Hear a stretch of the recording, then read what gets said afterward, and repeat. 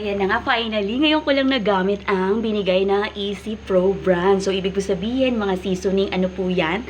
Yan po ay Graham. Yung mga tira-tirang biskwit na hindi na nakain, ayan na. Para magamit ko yung Easy caramel sauce nila, diyan ko po nilagay. Siyempre, bibili ka lang ng condense.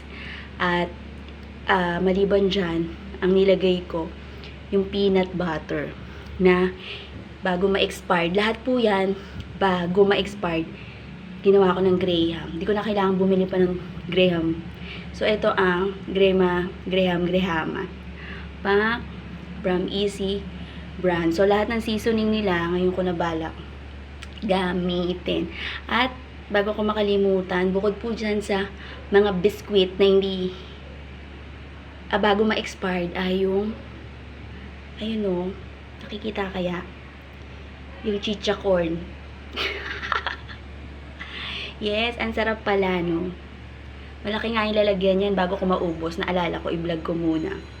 Ito ang Graham con caramel brand ng Easy Pro. Sa Easy Pro, marami akong natutunan na simple ingredients, including their seasoning. Ang sarap-sarap na pink,